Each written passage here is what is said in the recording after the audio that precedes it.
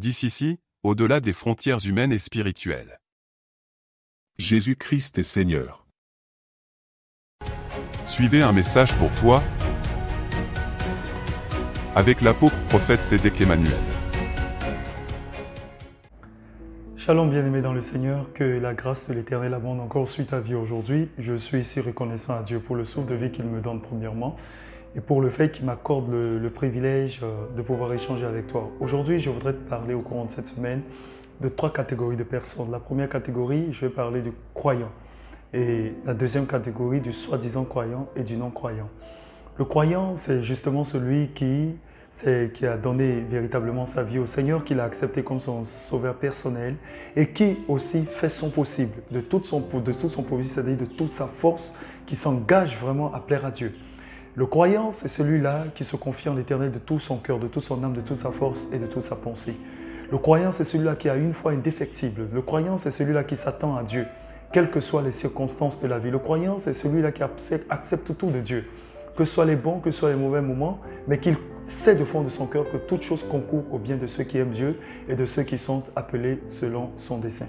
Le croyant, c'est celui-là aussi qui supplie le Seigneur matin, midi, soir, en lui disant de lui permettre d'être une personne meilleure, une personne extraordinaire, une personne qui a une vie embellie, une personne qui vit pour Dieu et non pas pour ses propres intérêts.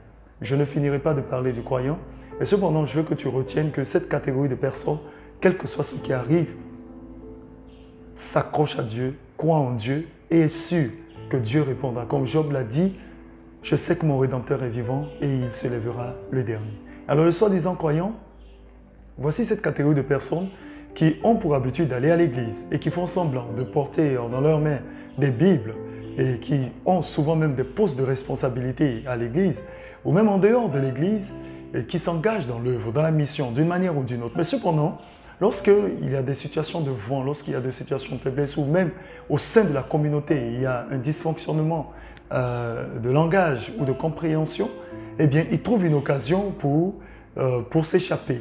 Et même encore, on les retrouve plus souvent avec les païens, c'est-à-dire totalement les non-croyants, que même avec les croyants. C'est-à-dire, ils ont un pied dedans et un pied dehors. Ça, ce sont les non-croyants. Et bien sûr, ils s'attendent à ce que Dieu les bénisse, mais il arrive souvent qu'ils sont très déçus. Mais Dieu, dans sa bonté, dans sa fidélité et dans sa miséricorde, comme il fait tomber, il fait pleuvoir la pluie sur le juste et sur l'injuste, le bon et le mauvais, eh bien, il leur accorde certaines faveurs. Même ces personnes se retrouvent souvent avec la manifestation des dons de l'Esprit, mais ne sont pas réellement baptisées du Saint-Esprit.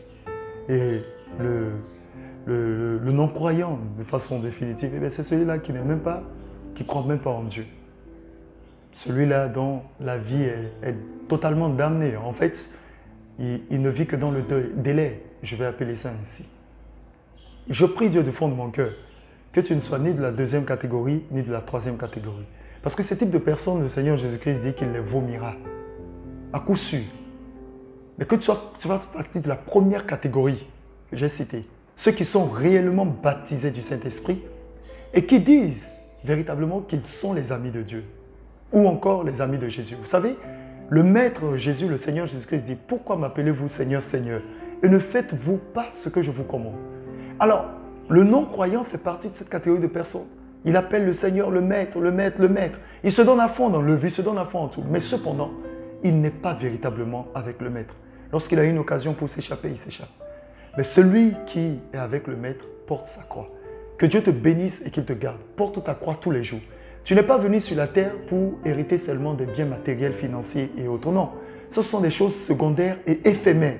Le plus important, c'est que ton âme soit sauvée. Et moi, je parle vraiment à ton âme.